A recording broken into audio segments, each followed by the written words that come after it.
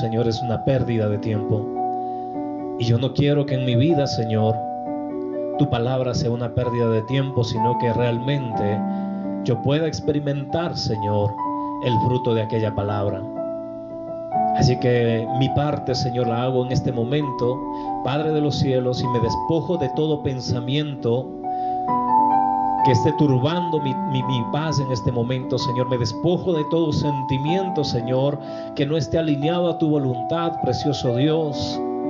Quiero echar abajo, Señor, todas esas teorías, Señor, todos esos paradigmas que se levantaron en mi mente, Señor, que impiden que yo pueda creerle a tu palabra. Y quiero ser, Señor, como un libro abierto, papá, en el cual tú puedas escribir, oh Dios de los cielos, tus palabras, Señor, tus dichos. Amado Dios de los cielos, yo hago mi parte, Señor, y te pido tú hagas la tuya. Tu palabra dice, Señor, que tú ya la hiciste. Y yo, Señor, decido hoy creerle a tu palabra. Así que te doy gracias, Señor, porque tú estabas esperando que yo hiciera solamente la parte que a mí me corresponde. Declaro, Señor, por fe en este momento, que aquello que tú tienes para mí hoy, Señor, lo llevaré a la práctica, Señor. Declaro, Señor, que lo que tú vas a sembrar hoy en mí, amado Dios, ha de producir fruto en abundancia para gloria de tu nombre. Y en la certeza de que así será, Señor, yo quiero darte gracias hoy en el precioso nombre de mi buen Señor Jesucristo. Amén y amén. Gloria a ti, Señor. Mis amados hermanos, muy buenos días. Qué gusto poder estar con ustedes y compartir un instante más en la presencia de nuestro Dios. Compartir la hermosa palabra de Dios. Sabe que hay muchas cosas que están sucediendo en este tiempo.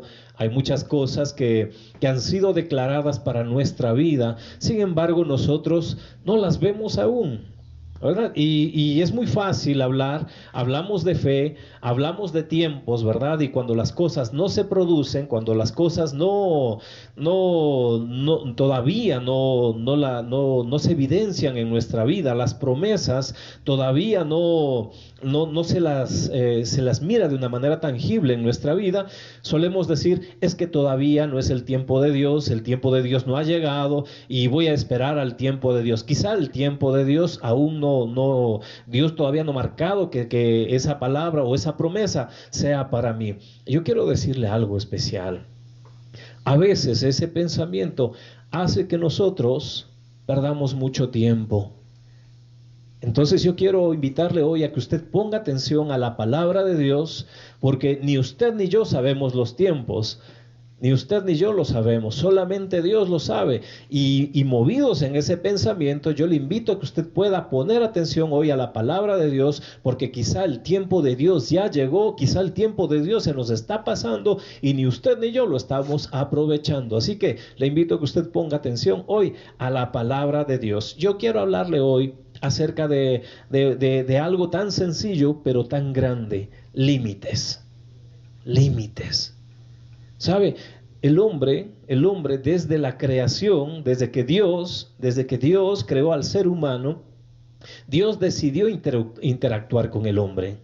Y entonces, en este interactuar, en esta decisión que Dios toma de interactuar con el hombre, usted puede ver en la creación, en el Génesis capítulo 1, usted va a ver en el versículo 27 y dice, ¿para qué? ¿No es cierto? Dios tiene la idea de crear al hombre y Dios le da un propósito al hombre, ¿no es cierto? ¿Para qué? Son las palabras claves, pero estas palabras señalan, ¿no es cierto?, ese propósito divino. Y justamente por ese propósito divino, usted lo sabe, lo hemos hablado mucho acerca de propósito divino, de que todos hemos nacido con un propósito y verdad, qué gozo es saber que yo tengo un propósito de Dios en mi vida, ¿verdad? Que mi vida no fue creada así porque sí, sino que salió del pensamiento de Dios y Dios tiene propósitos para mi vida, un propósito específico para mi vida y gloria a Dios por ello. Pero justamente ese gozo que nos produce saber que tenemos un propósito en Dios también nos debe dar una gran responsabilidad, ya que al momento que Dios le dio un propósito a nuestra vida,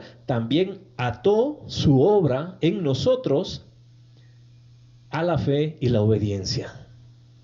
Escúcheme bien, cuando Dios le dio un propósito a nuestra vida, y qué bueno, ¿verdad? Gloria a Dios por ello, que le dio un propósito a nuestra vida, no vamos a pasar sin pena ni gloria, pero cuando Dios decidió darle un propósito a nuestra vida, también ató ese propósito, esa obra que Él declaró que sucedería, le ató a nuestra fe y nuestra obediencia.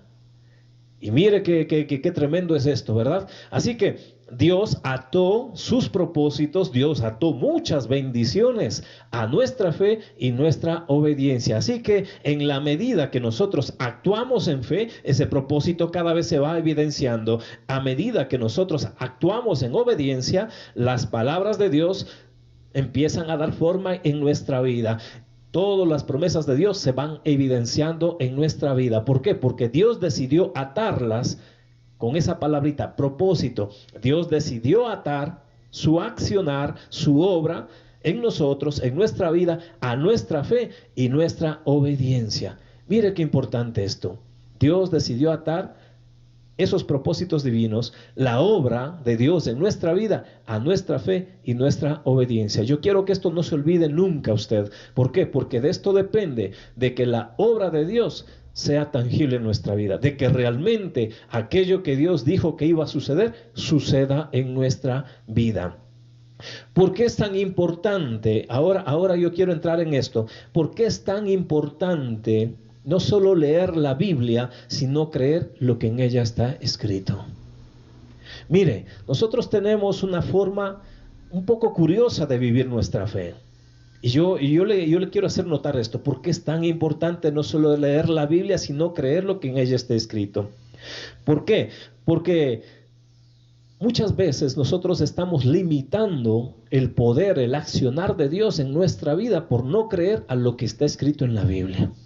Nosotros estamos limitando. Y yo sé que mucha gente dirá, pero no, a Dios no se le puede poner límites. Dios es Dios todopoderoso, es omnisciente, omnipotente, omnipresente, y todo lo que usted quiera ponerle de atributos a Dios, y tiene toda la razón. Pero justamente, ¿se acuerda lo que le decía hace un momento? Justamente en el instante de la creación, Dios creó al ser humano, al género humano, ¿verdad? Dios creó 3 géneros, usted lo sabe: género humano, género vegetal y género animal. No hay más géneros, no es como nos quieren comer el cuento a nosotros, ¿verdad? Que el género tal, el género, y hay decenas de géneros, ¿verdad? Mentira. 3 géneros creó Dios sobre la tierra, y esos 3 géneros siguen habitando la tierra: género humano, género animal y género vegetal.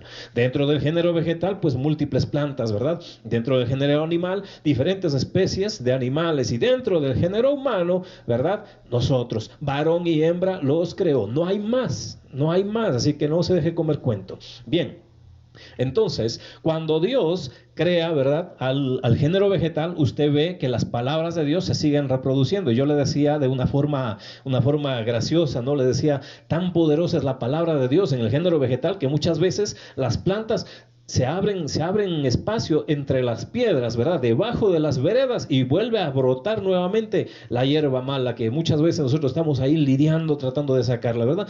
Pero es que ellas están obedeciendo a una palabra de Dios que dijo que deberían reproducirse. Ellas están obedeciendo, y el género animal se sigue reproduciendo. Muchas especies están en peligro de extinción. ¿Por qué? Por causa del hombre, no porque ellas no estén obedeciendo a la palabra de Dios, sino ¿por qué? Porque el hombre no ha sido obediente a la palabra de Dios y está poniendo en peligro muchas especies de animales y plantas también, ¿verdad? Y ahora entramos al género humano. Nosotros, cuando Dios piensa en el género humano, piensa en el ser humano, piensa en el hombre, piensa en la mujer, Dios le da libre albedrío. ¿Para qué? Para que el hombre, la mujer, pueda experimentar libertad, ¿verdad? Y Dios le da libre albedrío. Y allí está, justamente en esa partecita, cuando Dios le da libre albedrío al ser humano, allí Dios dice, le da propósito a la vida del hombre, pero también ata ese propósito, le ata a la fe del hombre. El hombre deberá decidir tener fe por medio de ese libre albedrío, decidirá tener fe o no tener fe, creerle a Dios o no creerle a Dios, creer a lo que dice la palabra de Dios o creer cualquier otro cuento que le cuenten, creer a los libros budistas, creer a los hinduistas, creer a lo que quiera, porque Dios nos dio libertad. En esto radica el libre albedrío. Entonces, si yo tomo mi libertad y me voy por el camino de mi libertad y digo, yo creo en Dios, como lo hace la mayor parte de las personas, yo creo en Dios, yo sé que Dios debe existir, porque el mundo no pudo haberse creado de la nada, entonces yo creo que existe Dios, pero no creo lo que dice la Biblia. Realmente todo lo que Dios prometió que podría ser en mi vida no va a suceder. ¿Por qué? Porque yo debo creer a lo que está escrito dentro de la Biblia. Esto es muy importante, así que necesitamos no solamente leer la Biblia, sino creer lo que dice la Biblia. Y cuando yo creo lo que dice la Biblia, acciono lo que dice la Biblia, obro conforme a lo que dice la Biblia. Problema grande, la mayor parte del pueblo cristiano lee la Biblia, pero no cree en la Biblia. Y los que leen la Biblia y creen en la Biblia, no hacen lo que dice en la Biblia. Pregunta, ¿cómo es que Dios podrá, si Él sujetó su obra a nuestra fe y a nuestra obediencia, y si yo leo la Biblia pero no creo en la Biblia, ¿cómo es que se va a producir lo que Él dijo? Ahora, si yo leo la Biblia, creo lo que dice la Biblia, pero no hago lo que dice la Biblia, ¿cómo es que la obra de Dios va a suceder en mi vida? Si Dios desde el inicio sujetó la creación humana, al ser humano, a su fe y a su obediencia. Así que en su fe y en nuestra obediencia, en mi fe y en mi obediencia, he de ver el cumplimiento de la obra de Dios, el cumplimiento de las promesas de Dios. Tremendo, ¿verdad? Así que yo quiero que usted pueda abrir su Biblia conmigo. Le pido que me acompañe al Salmo 78. Salmo 78. Es un hermoso salmo. Espero que usted ya la tenga. Es un hermoso salmo. Cuando usted lee, abre su Biblia, ¿no es cierto? Y usted ve el primer renglón en este Salmo 78, dice Masquil de Asaf. Masquil de Asaf. Entonces nos está diciendo, ¿no es cierto?, quién es el que escribió este salmo, ¿no es cierto? ¿Quién lo puso dentro de la Biblia? Bien, Masquil de Asaf. Ahora, yo quiero que vamos a entender un poquito esto, ¿verdad? Porque a veces nosotros, masquil de Asaf, pero usted nunca se interesó por saber qué dice la palabra, qué significa la palabra masquil, ¿verdad? Y a veces muchos dicen masquil de Asaf, ¿qué será esto? Bueno, no sé, yo voy a empezar desde el versículo 1, porque eso ya no tiene sentido. Pero yo quiero hoy contarle un poquito acerca de esto. Dice, masquil de Asaf, el autor es Asaf, ¿no? El autor de este salmo, este hermoso salmo. Entonces, dentro del tiempo, él escribió, ¿verdad? Él estaba dentro del tiempo de David, de Salomón, ¿verdad? Y en ese momento, en ese tiempo, cuando Asaf escribe este salmo, él era considerado uno de los mejores cantores, de los mejores músicos de aquel entonces, del tiempo de David, del tiempo de Salomón. Pero adicional a esto, a Asaf se le daba una consideración de gran profeta dentro de las composiciones musicales. Mire, qué especial esto, ¿verdad? Entonces, Asaf no solamente era una especie de poeta, sino que realmente un excelente músico, sino que a través de sus escritos musicales, y este es un escrito precioso de ellos, a través de ellos él profetizaba. Y usted sabe la función que tenían los profetas, ¿no es cierto? El profeta que tenía la función de comunicar la palabra de Dios al pueblo, ¿verdad? Si el pueblo estaba desviado, era reconvenirle para que vuelva de su camino errado, ¿verdad? Y de comunicarle las consecuencias de seguir por el mismo camino o las consecuencias de rectificar su camino. Esta era la función del profeta, la función más básica del profeta, comunicar la palabra de Dios. Si estaban errados, que recondujeran su camino. Y las bendiciones que ellos traerían, ¿no es cierto?, les comunicaba el fruto de corregir su camino, pero de no hacerlo les comunicaba también, ¿no es cierto?, que era lo que podría suceder si ellos no reconducían su camino. Bien, hasta aquí estamos entendidos, ¿verdad? Entonces, masquil es un término que significa instrucción. Así que cuando yo veo este salmo y dice masquil de Asaf, me está diciendo instrucción de Asaf, ¿verdad? El plural de esta palabra, ¿no es cierto? Dice, primero dice masquil de Asaf. Dice entonces, cuando leemos esto, dice, ¿no es cierto? Masquil de Asaf, dice, estos salmos nos dan instrucciones, pero estas instrucciones tienen algo especial. Solamente aquel que ha dispuesto su corazón de creer lo que dice la palabra de Dios, lo podrá entender. Aquel que dispuso su corazón para creerle a la palabra de Dios va a poderlo entender. Por esta razón que en el plural de esta palabra masquil, el significado es los sabios o los entendidos, ¿verdad? Así que nosotros debemos pedirle a Dios ser esos sabios, esos entendidos que van a escuchar la instrucción que trae este salmo. Mire qué precioso, ¿verdad? Y solamente hemos empezado con el título, ¿cierto? Masquil de Asaf, y mire todo lo que tenía esa frasecita, y a veces nosotros ni la tomamos en cuenta. Entonces, masquil, instrucción, en el plural, ¿no es cierto? Sabios, entendidos. ¿Qué estaba diciendo Dios? Para los sabios, los entendidos, para los discípulos, para los verdaderos creyentes, estas instrucciones les van a transformar la vida. Yo espero que usted sea de esos sabios, de esos entendidos, aquellos creyentes, aquellos discípulos que han de ser transformados por medio de esta palabra, por medio de este salmo especial. Salmo 78. Bien, la lección que trae este salmo, ¿verdad? ¿Qué nos deja este salmo? ¿Qué enseñanza trae este salmo? Que no se debe repetir, dice, en sí misma esta historia, que no se debe repetir. Yo le acorté, es uno de los salmos más grandes, de los salmos históricos más largos que tiene el libro de los salmos, pero ¿verdad? De los salmos históricos, le digo. Entonces, porque usted me va a decir, no, pastor, pero está el Salmo 119. No, histórico. El Salmo 119 es otro tipo de salmo. Bien, entonces, de los históricos es uno de los más largos. Yo le voy a resumir en una sola idea, que la historia que pasó en este salmo no se debe repetir. Si usted es de los entendidos, usted es de los fieles, que sí va a entender esta palabra, de los sabios, de los entendidos, usted va a entender que esta historia no se debe repetir, en sí misma no se debe repetir. ¿Por qué? Vamos a ver qué era lo que pasó. ¿Qué es lo que nos deja de muestra este salmo? ¿Qué le pasó al pueblo de Israel dentro de este salmo? Mire lo que pasa aquí. Empieza el versículo 1 diciéndonos: escucha, pueblo mío, mi ley, inclina vuestro oído a las palabras de mi boca. Mire cómo empieza. Escucha, pueblo mío, mi ley, inclina vuestro oído a las palabras de mi boca. ¿Se acuerda? Sabios, entendidos. Dios está hablando a sabios y entendidos, aquellos que sí van a inclinar su oído, aquel que no va a pasar desapercibido. Entonces, cuando Dios está hablando de esta manera, Dios está hablando, ¿verdad? Él dice, inclina tu oído, está diciendo, presta mucha atención. ¿Se acuerda? Hace 2 semanas yo le decía, presta atención. Presta mucha atención, es lo que Dios está diciendo en el versículo 1. Presta mucha atención, no la atención que se le da a cualquier cosa, sino la atención de un discípulo. Y mire que en este tiempo nosotros hemos cambiado tanto las palabras, el significado de las palabras, que para nosotros un discípulo es cualquier cosa, ¿verdad? Yo veo en el Antiguo Testamento y en la tradición hebrea, tradición judía, y ellos tienen una importancia tan grande en los nombres, profetizan a sus hijos a través de sus nombres, pero nosotros, imagínense, nosotros tenemos una costumbre tan graciosa, ¿verdad? Entonces, a muchas personas les conocemos por un nombre, pero en la cédula pone otro nombre, y cuando se le pregunta, ¿y por qué si su cédula dice otro nombre? No, es que ese nombre no me gusta. Qué fácil, ¿verdad? Es que ese nombre no me gusta.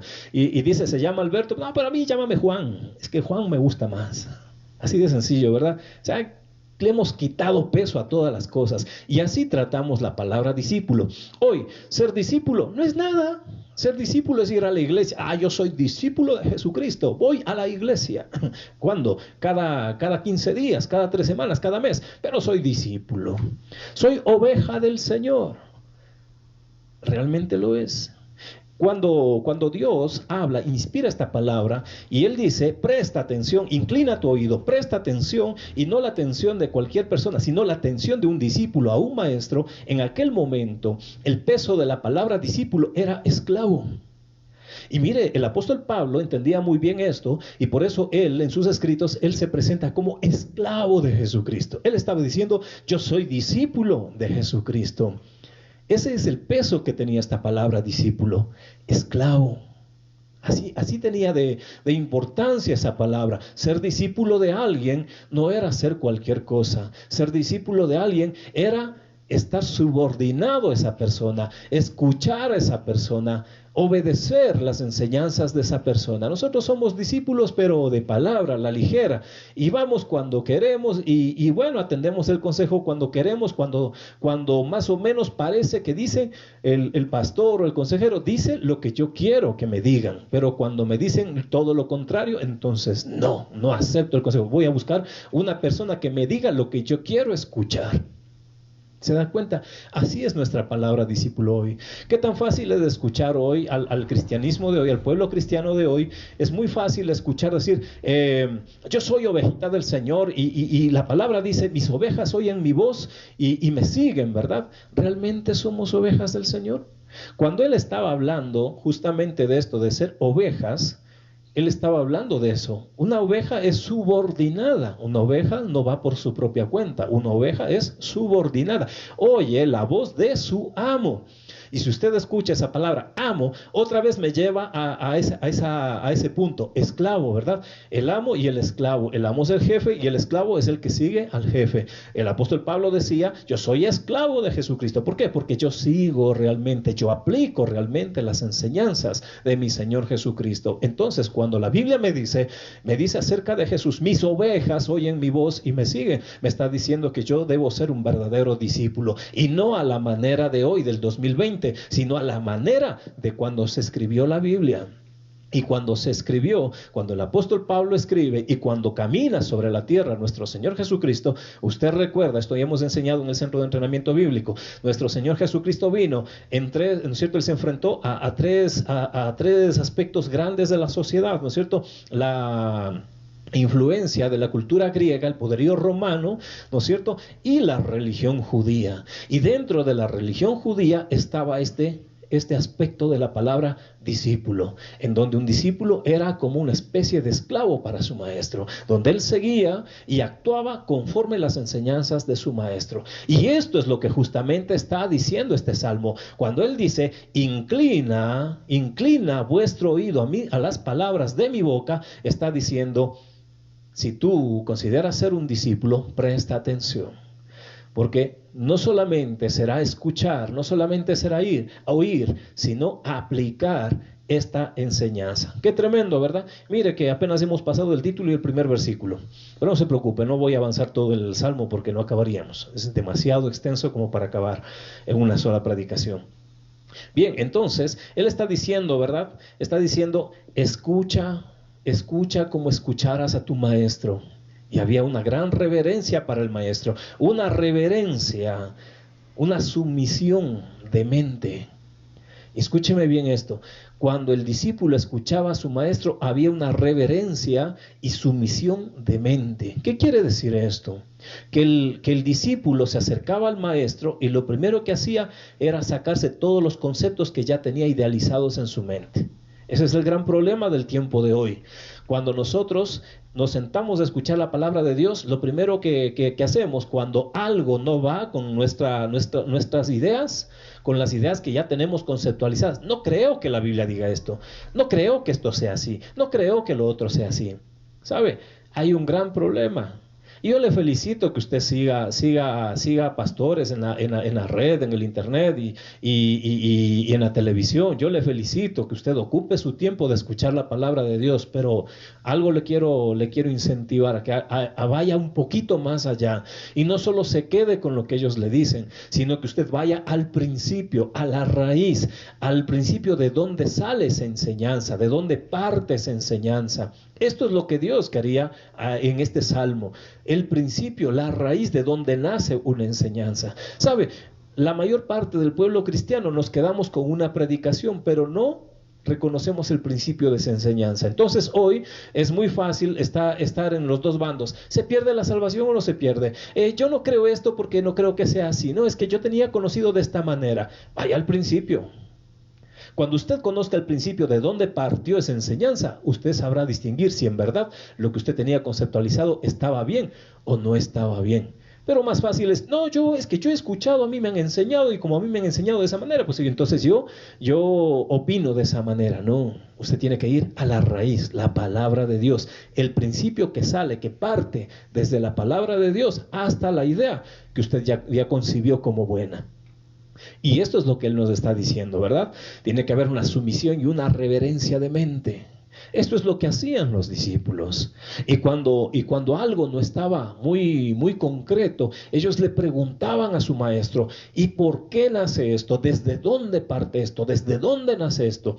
Y el maestro le enseñaba desde dónde arrancaba el pensamiento que ahora él estaba exponiendo a sus discípulos. Qué importante.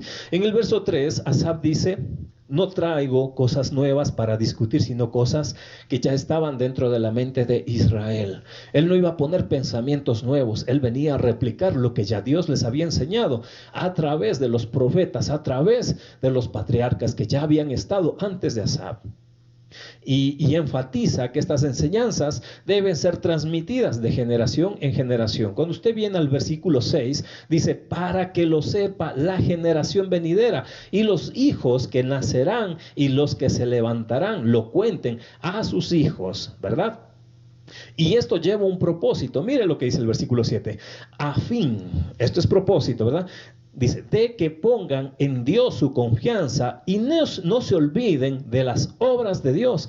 Dice, que guarden sus mandamientos. Mire, a fin de que pongan en Dios su confianza y no se olviden de las obras de Dios. Que guarden sus mandamientos. Esto es lo que Asaf quería que pasara en el pueblo de Israel. ¿Por qué? ¿Verdad? Esto lleva un propósito. Hasta aquí, hasta el 7, hay algo especial, ¿no es cierto? Hay una parte. A partir del 8 hay otra parte. ¿Por qué? Porque uno enseña con lo que uno vive. ¿Y qué estaba enseñando el pueblo de Israel? Estaba enseñando todo lo contrario de lo que Dios quería que el pueblo enseñara. Si usted lee a partir del versículo 8, yo le voy a dar lectura. Pero mire, yo quiero que usted me siga con la lectura de su Biblia. Dice, y no sean como sus padres, generación contumaz y rebelde, generación que no dispuso su corazón, ni fue fiel para con Dios, dice su espíritu. Los hijos de Efraín, arqueros armados, volvieron las espaldas en el día de la batalla. No guardaron el pacto de Dios, ni quisieron andar en su ley, sino que se olvidaron de sus obras y de sus maravillas que les había mostrado.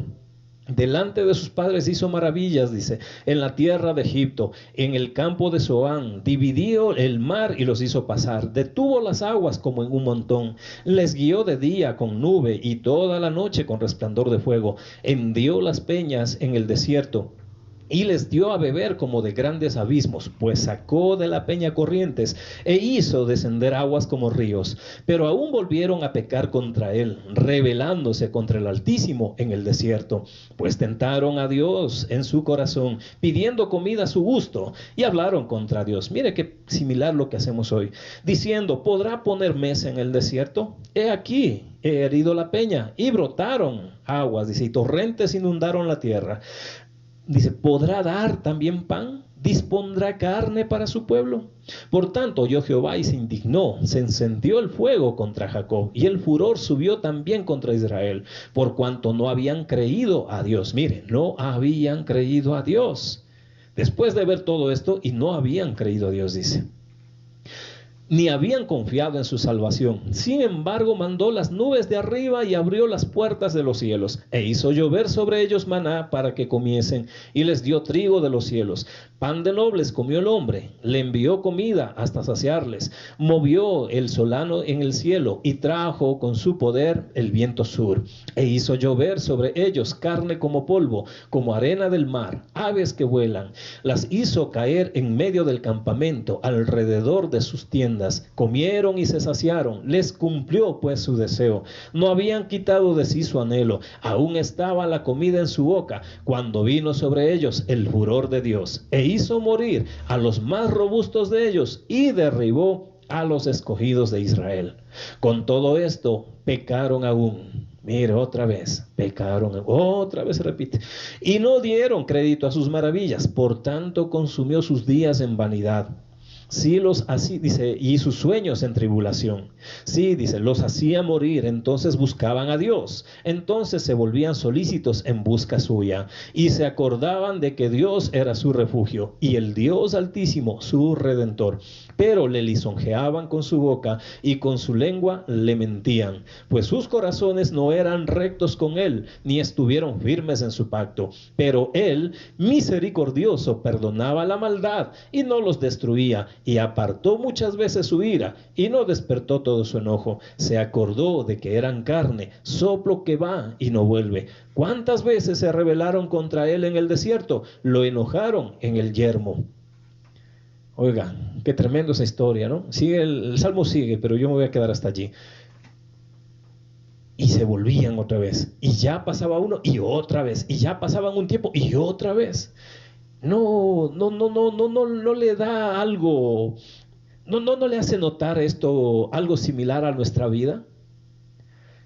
No le hace notar que damos las vueltas, como en un círculo vicioso que damos vueltas y volvemos a la misma historia y nos vuelve a pasar lo mismo y otra vez lo mismo y otra vez lo mismo.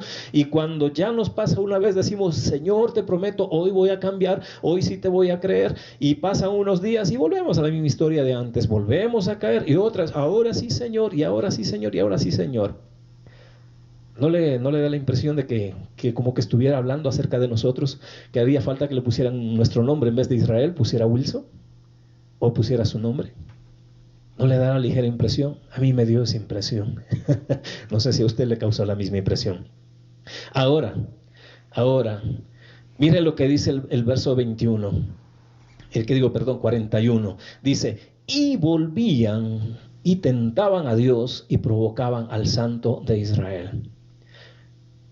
Cuando indagaba un poquito más en esta palabra, en la versión La Reina Valera Antigua, dice la escritura, y volvían y tentaban a Dios y ponían límite al Santo de Israel. Todo lo que usted acaba de escuchar hasta el versículo 40, y yo le decía, y daban la vuelta, sí, daban la vuelta, año tras año, 40 años en el desierto. Y usted ve que Dios les da agua cuando falta agua, y usted ve que Dios les da carne cuando quisieron comer carne, y Dios los bendecía, y era bueno, sí, era enteramente bueno, es que esa es su naturaleza, es la naturaleza de Dios, ser bueno. Pero el que Dios sea bueno no quiere decir que Él se vaya en contra de su palabra. Y se acuerda lo que le dije al principio, cuando Dios decidió crearnos y nos dio un propósito de vida, ató su obra, ató su palabra. ¿A qué? A nuestra fe y nuestra obediencia. La bondad de Dios hace que, a pesar de que el pueblo de Israel fue como fue, y a pesar de que usted y yo somos como somos, aún Dios nos bendiga. Pero esas bendiciones no quiere decir que la obra de Dios, o no quiere decir que el propósito de Dios se esté cumpliendo. Usted ve al pueblo de Israel 40 años dando vuelta y vuelta y vuelta. Y si usted se da cuenta, cuando Dios le manda a Moisés, a ningún momento le dice, hijo, y te vas a pasar 40 años en el desierto dando vueltas y vueltas y vueltas. No. La voz de mando para Moisés fue bien sencilla: libera a mi pueblo y llévalo a la tierra que fluye leche y miel.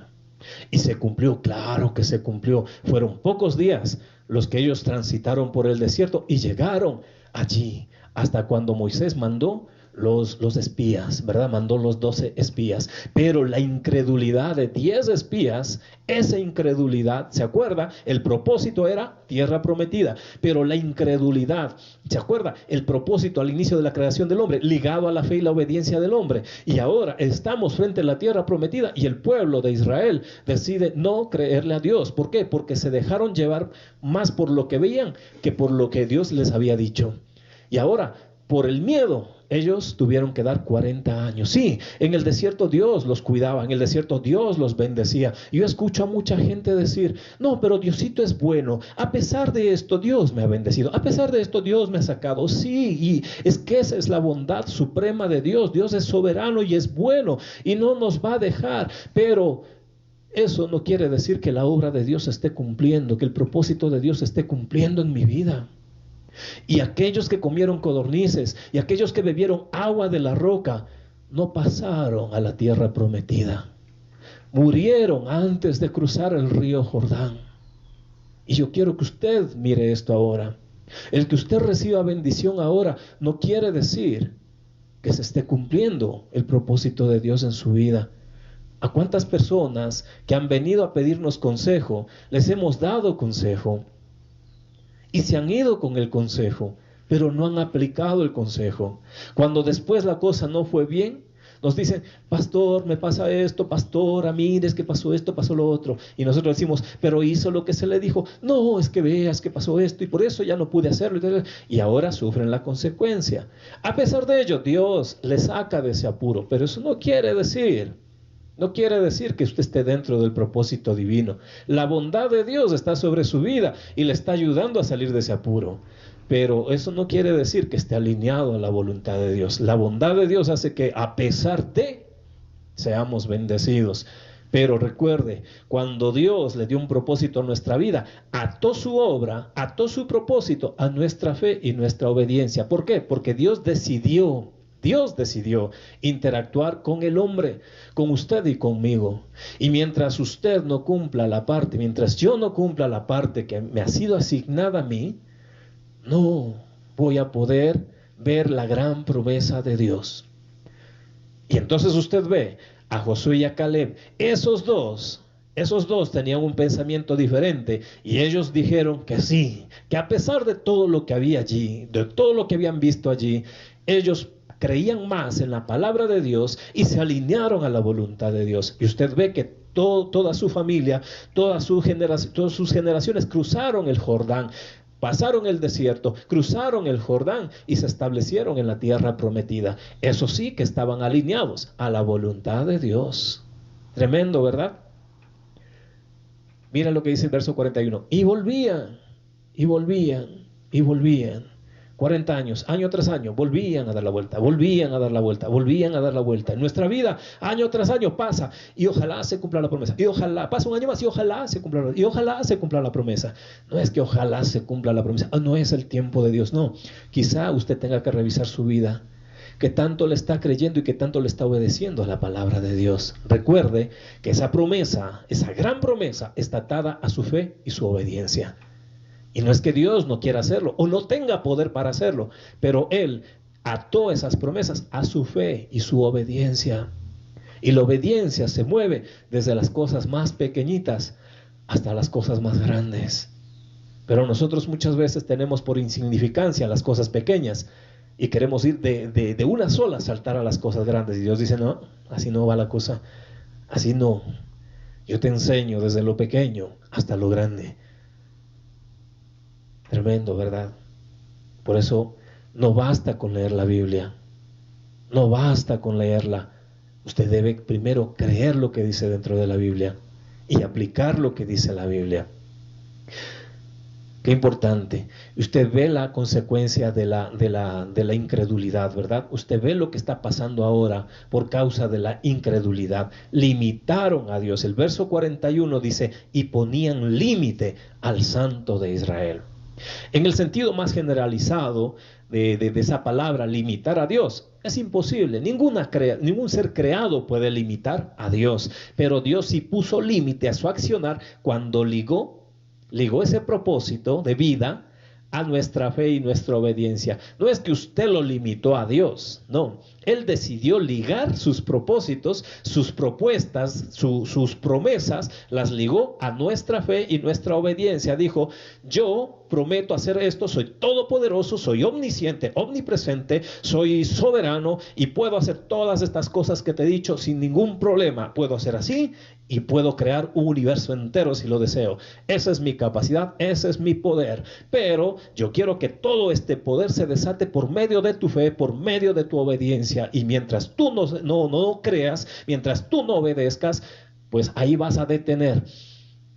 Y entonces no es que Dios haya sido limitado por nosotros, sino que nosotros estamos poniendo límites a la palabra de Dios, al accionar de Dios, por nuestra incredulidad.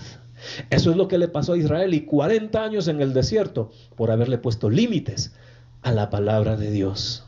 Yo no sé cuántos años quiera usted ponerle límites a la palabra de Dios. Y quizá el tiempo de Dios ya llegó hace tiempo. Pero usted y yo estamos ahí dando 40 años, las vueltas y las vueltas y las vueltas, ahí mismo y ahí mismo y ahí mismo, porque no hemos creído realmente a lo que dice la palabra de Dios. Tremendo, ¿verdad? Tremendo lo que está pasando. En Mateo, en el Evangelio de Mateo, capítulo 13, versículo 58, dice la Escritura: y no hizo allí muchos milagros a causa de la incredulidad de ellos. Usted se da cuenta, el ministerio de Jesús fue detenido, fue limitado. ¿Por qué? Por la incredulidad de ellos. La sanidad ya estaba declarada, pero la sanidad no se estaba produciendo. ¿Por qué? Por la incredulidad de ellos. Habían, como suelen decir muchos pastores, sanaban dolores de cabeza y dolores de estómago. ¿Por qué? Porque era fácil creer en eso, pero creer en algo más grande no. Y entonces no sucedían grandes cosas allí en el pueblo de Jesús, ¿no es cierto? En Nazaret. ¿Por qué? Porque por la incredulidad de ellos. Y sí, es fácil decir, yo creo que Dios existe, pero creer que lo que Dios dijo a través de su palabra es verdad, eso es otra cosa. Eso es otra cosa muy grande. Usted puede levantarse a orar por las mañanas, usted puede leer su Biblia, subrayar su Biblia, pero si no se convenció realmente de lo que dice su Biblia, usted estará limitando a Dios por su incredulidad. Recuerde, Dios eligió interactuar con nosotros, con el hombre. El pueblo de Israel le puso límites a Dios para poder entrar a la tierra prometida. Y esto sigue sucediendo a tiempo de hoy. Esto sigue pasando a tiempo de hoy. ¿Se acuerda lo que decía el inicio de este o el fin de este Salmo 78? La conclusión de este Salmo 78 era que esta historia no se debe repetir en sí misma. Esto es lo que quería decir este salmo. Esto es lo que quería transmitir Asaf, ¿verdad? Esta es la instrucción que Asaf estaba transmitiendo al pueblo de Israel. Esto es lo que pasó, esto es lo que hicieron nuestros padres, esto es lo que ha venido pasando de generación en generación. Y él da la narración, ¿verdad? Yo le conté hasta el verso 40 y al 41 me frené, ¿verdad? ¿Por qué? Porque quería llegar a esto. Asaf nos está diciendo a nosotros, a usted, sí, a usted y a mí, que nos creemos discípulos de Jesucristo. Y si somos verdaderos discípulos de Jesucristo, somos los sabios y somos los entendidos. ¿Qué? Que van a tomar esta instrucción y la van a aplicar, ¿verdad? ¿Para qué? Para que no se vuelva a repetir esta historia que acabamos de leer. Que no volvamos nosotros como lo hizo el pueblo de Dios de generación en generación. La primera iglesia lo entendió, lo aprendió, lo aplicó y qué hermosa la iglesia. Pero a partir de allí se fueron cambiando, tergiversando las palabras y llegamos al 2020 con una iglesia que ya no cree en la palabra de Dios, cree que Dios existe, pero ya no cree en la Biblia como palabra de Dios. Y muchos cristianos dicen, no, es que la Biblia ya es antigua. Y ya no le creen a la palabra de Dios, por lo tanto no verán las promesas de Dios. Dios en su bondad seguirá bendiciéndonos, pero esto no quiere decir que estemos alineados a su voluntad. Y aquí el papel suyo y el papel mío es que hagamos su voluntad. Es que hagamos su voluntad. Recuerde esto, usted fue puesto aquí en la tierra, yo fui puesto aquí en la tierra para que hiciera la voluntad de papá, para que haga la voluntad de papá. Y yo le invito ahora, en este momento, a que usted pueda tener un tiempo con el Señor, a que usted pueda tener un instante con Dios.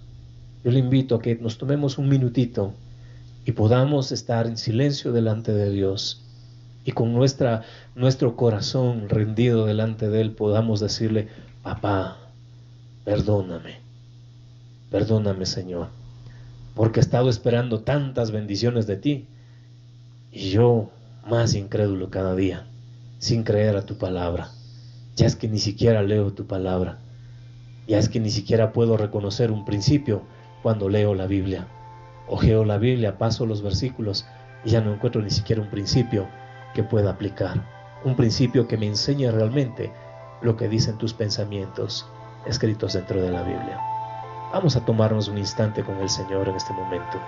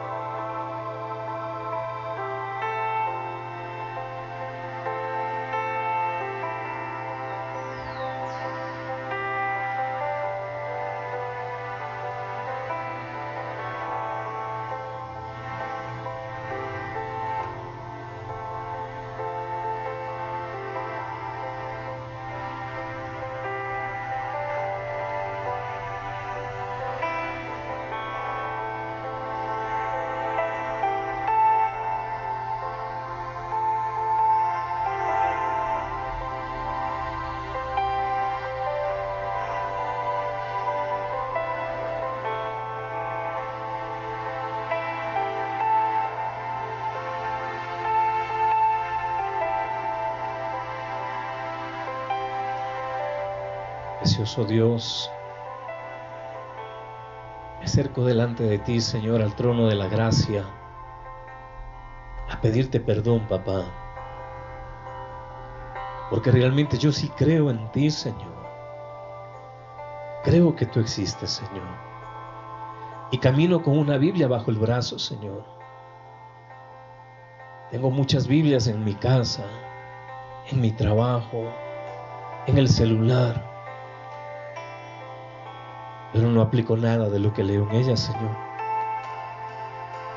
Y tú me has enseñado dentro de la misma Biblia que creerte es aplicar lo que tú me enseñas, que creerte es aplicar lo que dice tu palabra. Y no puedo decir que he creído, Señor, si no he aplicado. Debo confesar, Señor, entonces, que no he creído a lo que dice tu palabra. Y entiendo por qué mi situación, mi vida está como está. He visto tu mano sobre mi vida, pero esto es gracias a tu bondad, gracias a tu gracia, Señor, a tu naturaleza, Señor, de ser bueno, eternamente bueno. Pero no porque estas bendiciones realmente sean, Señor, las que estaban predestinadas para mí desde la fundación del mundo. Porque para mí hay un propósito, lo dice la Biblia, Señor. Pero si hago hoy un balance de mi vida, puedo ver que todavía en nada es alineado ese propósito. Y entonces puedo entender que las bendiciones que están previstas conforme a ese propósito no han llegado. Y quizá he malentendido tanto tu palabra, Señor, que aún estoy esperando que las cosas sucedan, esperando el tiempo de Dios, cuando ya tu tiempo llegó hace tiempo atrás, Señor. Y si hasta ahora no he recibido nada y no he visto nada de ese propósito, es que no he creído, Señor, a lo que tú me has hablado a través de tu palabra. Hoy quiero pedirte perdón, Señor. Hoy me acerco al trono de la gracia y te pido me perdones, Señor. Y te pido tú puedas soplar dentro de mí, Señor, tu Santo Espíritu, el poder de tu Espíritu Santo, Señor, para que por medio de él, Señor, el don de la fe, Señor, el don de la fe se produzca en mi vida, Señor.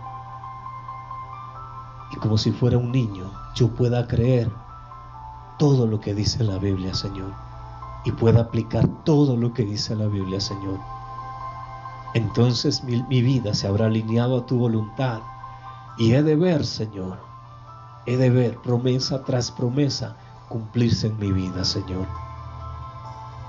Amado Rey de los cielos, yo te doy gracias en el nombre precioso de mi buen Señor Jesucristo, porque tú me invitas hoy, Señor, no solo a leer la Biblia, no solo a llevar la Biblia en mi brazo, no solo a subrayar la Biblia, sino a creer lo que en ella está escrito.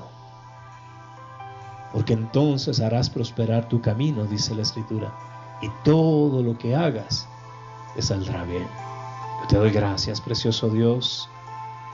Tú siempre has sido bueno, tú siempre has sido fiel, Señor, pero hoy me incentivas a alinearme a tu voluntad, porque alineado a tu voluntad, siendo un verdadero discípulo tuyo, Señor, yo he de ver el propósito, tu obra cumplida en mi vida. Lo declaro, Señor, lo profetizo para mí, Señor, que tu obra se ha de cumplir en mi vida, porque a partir de hoy, Señor, yo voy a poner en práctica la parte que me corresponde. Así como Asaf, Señor, él habló a través de este salmo al pueblo de Israel, Señor, hoy considero que me habló a mí a nivel personal, Señor, y yo, siendo el sabio, el entendido, el discípulo, tomo la decisión, la determinación de aplicar lo que tú me has enseñado. Gloria y honra son tuyas, Padre eterno, en Cristo Jesús, mi único Señor y mi único Salvador. Amén y amén. Gloria al Señor, mis hermanos. Qué hermoso poder compartir esta escritura tan sencillita, tan facilita, que puede cambiar realmente nuestra vida. Si usted lo creyó, si usted realmente creyó a la palabra de Dios, yo estoy seguro que usted es sabio y es entendido, y como un discípulo verdadero va a aplicar la enseñanza a su vida. Nada difícil esta palabra, nada difícil, y abre luz realmente a nuestro entendimiento del por qué muchas veces no recibimos nada de lo que estamos esperando, o no se cumple nada de lo que nos fue profetizado. Más fácil es echarle la culpa a Dios, o tal vez hasta un cierto punto desconfiar de Dios, o hasta creer que quizá Dios no es lo que pensaba que era. No se trata de eso, se trata de su fe y de su obediencia. Así que ¿sabe usted lo que tiene que hacer ahora? Medite en la palabra, haga lo que dice la palabra, su vida va a cambiar completamente. Tiempo de bendecir las semillas que Dios ha puesto en nuestras manos. Hoy queremos darle gracias a Dios. Cada vez son más los que decidieron creer en Dios. Cada vez son más los que nos cuentan testimonios tremendos, poderosos acerca de lo que está produciendo el creerle a Dios, creerle la palabra de Dios. Muchos decidieron salir de ese dar vueltas y vueltas y vueltas y empezar a alinearse a la voluntad de Dios, y nos han traído hermosos testimonios. A su debido momento ellos estarán contándolo, cómo lo hicieron, cómo creyeron y cómo Dios les cumplió lo que dijo que haría en sus vidas. Hasta tanto, vamos a bendecir las semillas de aquellos que decidieron creer en el Señor. Padre de los cielos, yo quiero bendecir estas semillas, Señor. Eso es lo que dice tu palabra, Señor, que yo debo bendecir las semillas, Señor. Y te doy gracias en el nombre de Jesús, Señor. Aquellos que sembraron generosamente, dice la Escritura, generosamente han de cosechar, Señor. Oh Dios de los cielos. Así que yo te doy gracias, Señor, y bendigo esta semilla y te pido multiplique, Señor, para que aquel que sembró, papá, pueda cosechar en abundancia, Señor. Y aquel que todavía no ha sembrado, Señor, se motive a sembrar, papá, y pueda ver tu palabra, Señor, de manera tangible en su vida, Señor. Padre de los cielos, hoy nos enseñaste que por incredulidad, Señor, muchas bendiciones están limitadas, no porque te hayamos puesto límites a ti, sino porque tú decidiste atar, Señor, todas esas bendiciones, decidiste atar, Señor, tus propósitos y tu obra a nuestra fe y nuestra obediencia. Y muchos están limitando tu accionar y tu poder, Señor, porque no creyeron a tu palabra en este principio de siembra y cosecha. Así que yo te pido, Señor, tú puedas hablarles a ellos, así como nos has hablado a los que fielmente lo hacemos, Señor, y estamos experimentando el poder, Señor, de tus bendiciones y la gran multiplicación de la semilla. Declarada, Señor, esa multiplicación sobre esta semilla, te damos gracias, poderoso Dios, en el nombre de nuestro amado Señor Jesucristo. Amén y amén. Gloria al Señor. Mis amados hermanos, ha sido realmente algo especial poder compartir con ustedes esta palabra. El Señor tocó mi vida, realmente tocó mi corazón a través de esta palabra, y yo espero que haya hecho lo mismo con usted. En la esperanza de que así sea, mis amados hermanos, les invitamos a que el día de mañana puedan estar con nosotros nuevamente, conectarse. Estaremos a las 7 de la noche en punto, iniciando, así como lo hicimos hoy. Iniciamos la transmisión poniendo ese video de que ya estábamos conectados y estábamos transmitiendo 5 minutos antes de las 10 en punto. Estuvimos empezando. Estas instrucciones se las dio el día lunes pasado. Para aquellos que estuvieron conectados el lunes, sabían que esto iba a pasar hoy. Para los que no, pues ya se llevaron una sorpresa hoy. Pero volvemos a darles estos anuncios, ¿verdad? Estaremos empezando en punto. ¿Por qué? ¿Por qué queremos hacer esto? Porque estamos ya en ese pensamiento de volver nuevamente al templo. Cosa primera, debemos ser muy puntuales. No vamos a volver al templo en la forma que estábamos antes, ¿verdad? Que íbamos 15 minutos, media hora más tarde. No, es que como la alabanza es larga, entonces yo llego y ya llego a la predicación. No. Hoy los tiempos, la autoridad para poder volver al templo, debemos pedir un permiso especial al municipio de Ibarra. El municipio de Ibarra, dentro del plan de contingencia para poder abrir los templos, nos ha puesto ciertas normas que nosotros debemos cumplir. Y una de esas normas es el tiempo, ¿verdad? Entonces debemos ser muy puntuales a la hora de empezar y muy puntuales a la hora de terminar. A ver si por ser impuntuales, ¿verdad? Por decir, vamos a darle 5 minutitos de gracia, 10 minutitos de gracia como se hacía antes, vamos a tener que extendernos en el horario y terminar 5 o 10 minutitos más tarde y luego